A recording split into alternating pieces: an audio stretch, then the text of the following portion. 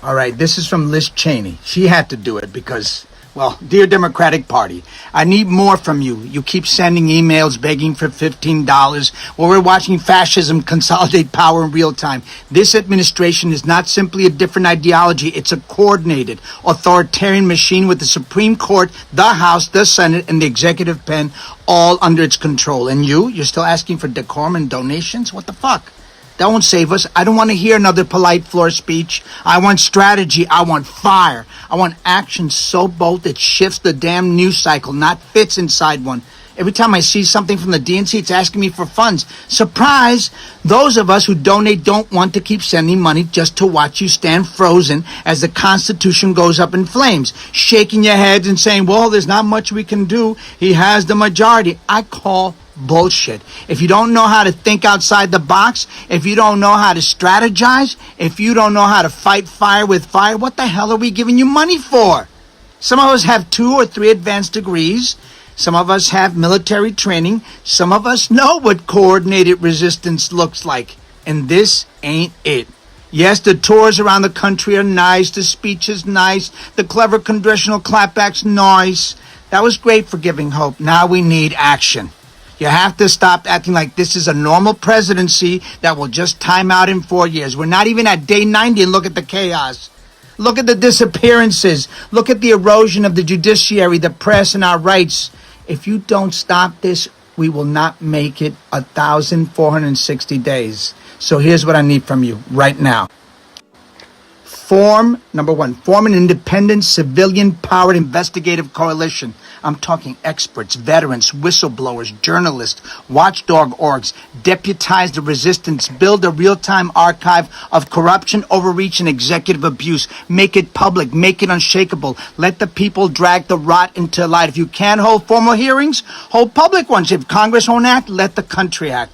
This isn't about optics, it's about receipts, because at some point, these people will be held accountable. And when that day comes, we'll need every name, every signature, every illegal order, every act of silence documented. You're not just preserving truth, you're preparing evidence for prosecution. The more they vanish people and weaponize data, the more we need truth in the sunlight. Join the International Criminal Court. That's 2. Yes, I said it, call their bluff. You cannot control what the other side does, but you can control your own integrity. So prove it. Prove that your party is still grounded in law, human rights, and ethical leadership. Join. If you got nothing to hide, join. Show the world who's hiding bodies, bribes, and buried bank accounts. Force the GOP to explain why they'd rather protect a war criminal than sign a treaty. And while you're at it, publicly invite ICC observers into U.S. borders. Make this administration explain on camera why they're terrified of international oversight. 3, fund state-level resistance infrastructure. Don't just send postcards, send resources. Channel DNC funds into rapid response teams, legal defense coalitions, sanctuary networks, and digital security training. If the federal government is hijacked, build power underneath it. If the laws become tools of oppression, help people resist them legally, locally, and boldly. This is not campaign season. This is an authoritarian purge. Stop campaigning. Act like this is the end of democracy, because it is. We will remember the warriors come primaries. Fighting this regime should be your marketing strategy. And let's be clear, the reason the other side always seems 3 steps ahead is because they are. They're prepared for this. They infiltrated school boards, courts, local legislatures, and police unions. They built the machine while you wrote press releases. We're reacting. They've been executing a plan for years. It's time to shift from panic to blueprint. You should already be working with strategists and military minds on Project 2029, a coordinated long-term plan to build this country when the smoke clears. You should be publicly laying out the laws and amendments you'll pass to ensure this never happens again, the systems you'll tear down and the safeguards you'll enshrine, the plan to hold perpetrators of human atrocities accountable, the urgent commitment to immediately bring home those sold into slavery in El Salvador. You say you're the party of the people? Then show the people the plan. 4, use your platform to educate the public on rights and resistance tactics. If they're going to strip us of rights and lie about it, arm the people with truth.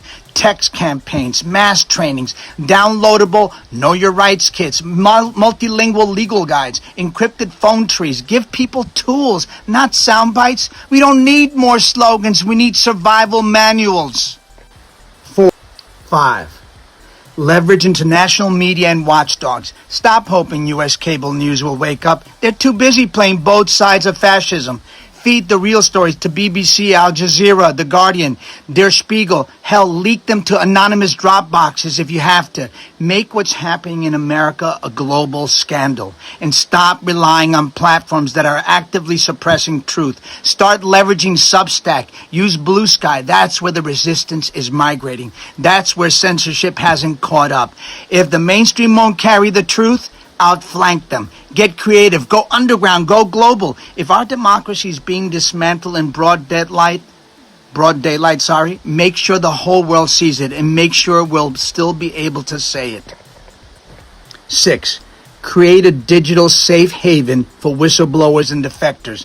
Not everyone inside this regime is loyal. Some are scared. Some want out. Build the channels. Encrypted, anonymous, protected. Make it easy for the cracks in the system to become gaping holes. And while you're at it, stop ostracizing MAGA defectors. Everyone makes mistakes, even glaring critical ones.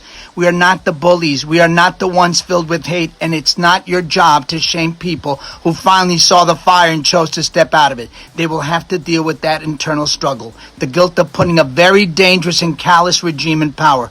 But they're already outnumbered. Don't push them back into the crowd. We don't need purity. We need numbers. We need people willing to burn their red hats and testify against the machine they helped build. 7. Study the collapse and the comeback. You should be learning from South Korea and how they managed their brief rule under dictatorship. They didn't waste time chasing the one man with absolute immunity. They went after the structure, the aides, the enforcers, the loyalists, the architects. They knocked out the foundation one pillar at a time until the strong man had no one left to stand on, and his power crumbled beneath him. You should be independently investigating every author of Project 2025, every aide who defies court orders, every communications director repeating lies, every policy writer enabling cruelty, every water boy who keeps this engine running. You can't stop a regime by asking the king to sit down. You dismantle the throne he's standing on, one coward at a time. Stop being scared.